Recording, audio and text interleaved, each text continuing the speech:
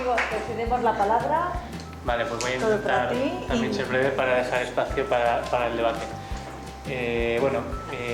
Yo antes de contaros lo que hacemos en ECO, pues os quiero contar un par de pequeñas historias personales, ¿no? Una más personal que otra. Bueno, la primera se remonta a hace unos 20 años, cuando yo estaba estudiando en la universidad, que alguno a lo mejor se sorprende, pero ya hace 20 años, ¿no? Y entonces, bueno, pues no es lo que me dice la gente, ¿no? Que anda, pues no lo aparentas. Pues sí. No sé nunca si tomármelo bien o tomármelo mal, ¿no? Porque me estás llamando viejo, ¿no? Bueno, pues el caso es que yo estudié telecomunicaciones en Valencia, en la Universidad Politécnica de Valencia. Y allí éramos un grupo de 3 o 4 que siempre andábamos juntos, haciendo los trabajos juntos, etcétera, etcétera.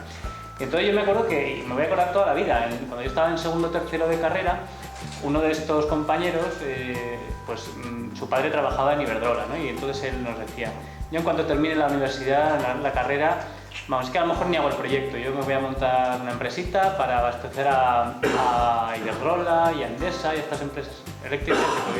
Me ha dicho mi padre que me meta ahí, que eso es negocio seguro, que todo el mundo necesita energía y que la energía es caballo ganador, ¿no? O sea, que los colegios necesitan energía, los hospitales, las fábricas, el transporte, todo necesita energía, ¿no? El que controla la energía controla el mundo. Ahí se me quedó eso, ¿no? Yo, por aquella época tampoco sabía mucho de renovables ni del sistema eléctrico, vamos, no sabía nada, ¿qué voy a saber? Eso ha venido un poco ya con el tiempo, ¿no? Y efectivamente, este se montó su empresa y le fue bien, ¿no? Y ahora está trabajando en otras cosas, pero vamos, que tenía negocio allí, ¿no? La verdad es que su padre, pues, se ve que sabía lo que decía. Pues esta es una de las historias, ¿no? Es decir, que efectivamente, el que controla la energía, controla el mundo. Y a raíz de esto, antes de contar la segunda historia, pues yo normalmente llevo presentaciones. Hoy, como hemos salido de prisa y corriendo y al final incluso hemos llegado un poquito tarde, pues no, se me ha olvidado traer, no he podido coger la presentación que a veces uso, ¿no? Voy cambiando algunas diapositivas, pero suelo meter últimamente una diapositiva que yo creo que es bastante gráfica, ¿no? Presento la lista de las 20 empresas a nivel mundial que más facturación tienen, ¿no? La cojo de una de esas listas que hacen revistas económicas, creo que se llama Fortune 500, ¿no? Y entonces, bueno, pues la primera empresa de estas es Walmart. Walmart Stores, que es una cadena de distribución de todo tipo de cosas, de alimentación, de productos textiles, etcétera, etcétera. Bueno, esta es la primera empresa a nivel mundial por volumen de facturación. La segunda es, creo recordar que es Dutch Shell, ¿no? Es una petrolera. La tercera es una empresa que controla las redes de distribución de energía eléctrica y de generación eléctrica en China. La cuarta es una empresa petrolera de China. Y así empiezas a ver, y de las 20 mayores empresas por volumen de facturación a nivel mundial, pues resulta que como 14 o 15 son del sector de la energía. Son petroleras, son gasísticas, son empresas que controlan la generación y distribución de energía eléctrica. Otras 2 o 3 son Toyota, Volkswagen y alguna otra automovilística. Y esta Walmart, que no tiene nada que ver con la energía, pero depende muchísimo de la energía, porque es una empresa a nivel multinacional que se dedica a distribución de minorista, ¿no? y que depende del transporte internacional y del comercio internacional, que finalmente depende de la energía, ¿no? Que es lo que comentaba el padre de este amigo mío, que aquí todo el mundo necesita energía y el que controla la energía controla el mundo, ¿no? Estas empresas tienen unas facturaciones pues entre 300.000 y 400.000 millones de euros, ¿no? Que son superiores al PIB de la mayor parte de los países, en el mundo. Con lo cual, pues os podéis imaginar la relación de fuerzas que tienen con gobiernos, con medios de comunicación, con políticos y con cómo funciona el mundo en general, ¿no? Y muy ligadas además también al sector financiero, que ya sabemos que tampoco es una chiquillada, ¿no?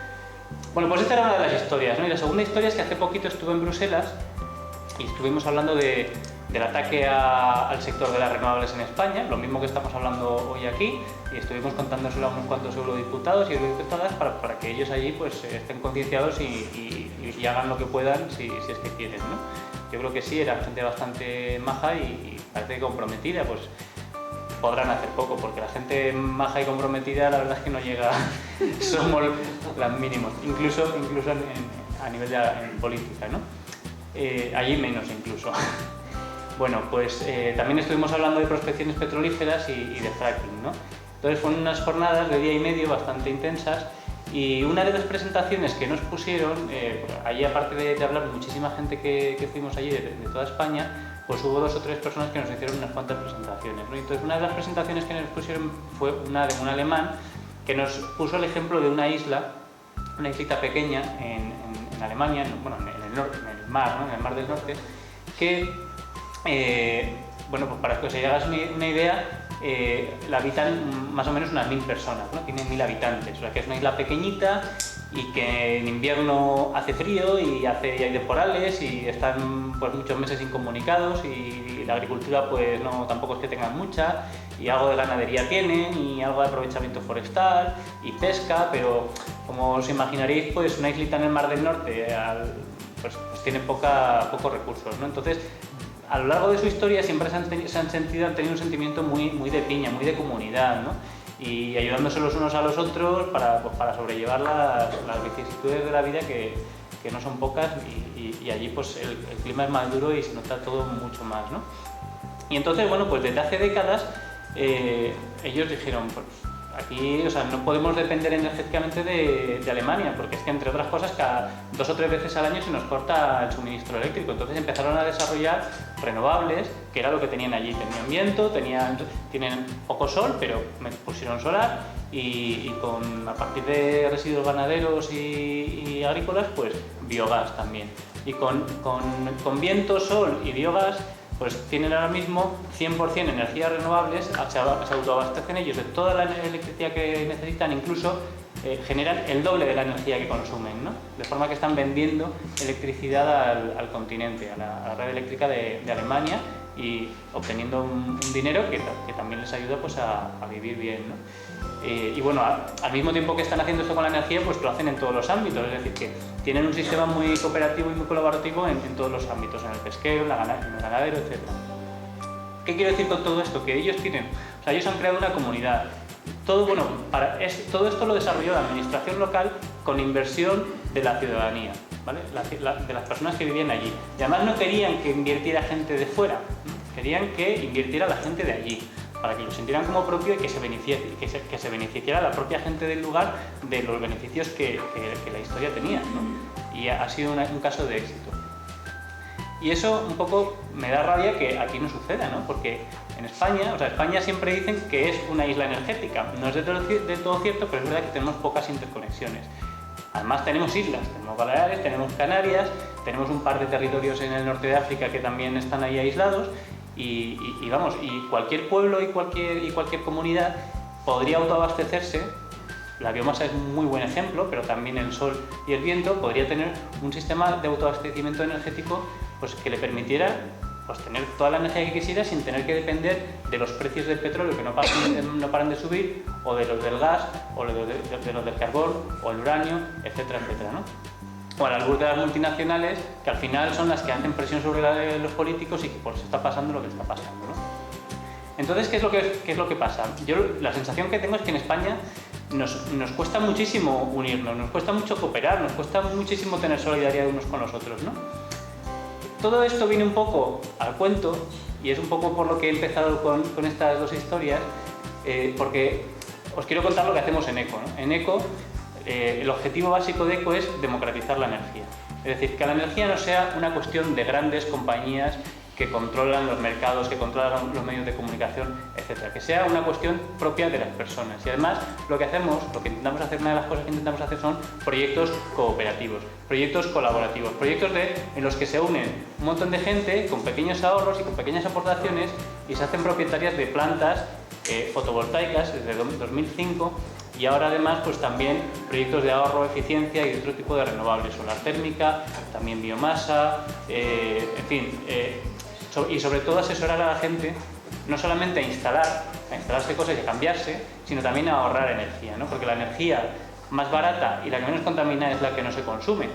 Entonces somos extremadamente derrochadores de energía, tenemos unas casas fatalmente construidas la mayoría de las veces, porque no se ha cuidado, porque aquí parecía que esto era jauja, que todo era muy barato, y tenemos unas grandes posibilidades de reducir la factura energética, no solamente eléctrica, sino también en calefacción, aislando bien las casas, sellando juntas, cambiando ventanas, etcétera, etcétera, etcétera.